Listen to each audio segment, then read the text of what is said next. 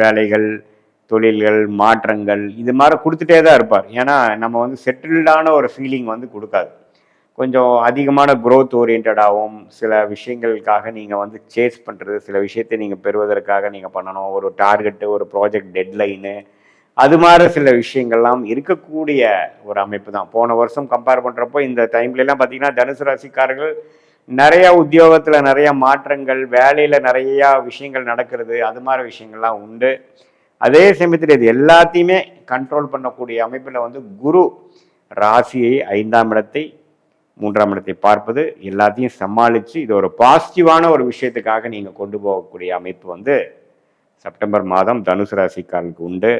செவ்வாயின் பார்வை, செவ்வாய் வந்து குருவால் பார்க்கப்படுவதும் பொழுது 11ஆம் இடத்துக்கு வரும் பொழுது குழந்தைகள்னால் நல்ல மேன்மை, குழந்தைகள் சில விஷயங்களை அச்சீவ் பண்ணி அது பெற்றோர்களாகிய உங்களுக்கு வந்து நல்ல ஒரு பேரும் புகழும் ஒரு மனசில் ஒரு சாட்டிஸ்ஃபேக்ஷன், மன நிம்மதி, இது மாதிரி விஷயங்கள்லாம் கொடுக்கக்கூடிய அமைப்பும் உண்டு. அதே சமயத்தில் ரியல் எஸ்டேட், மெடிக்கல், பார்மசி அது மாதிரி லைனில் இருக்கிறவங்க, கேட்டரிங் துறையில், விளையாட்டு துறையில், இன்சூரன்ஸ் செக்டாரில் இருக்கிறவங்களுக்கெல்லாம் கொஞ்சம் திடீர்னு நல்ல ஒரு ப்ரொமோஷன், நல்ல ஒரு பிராண்டிங், நல்ல ஒரு டெவலப்மெண்ட்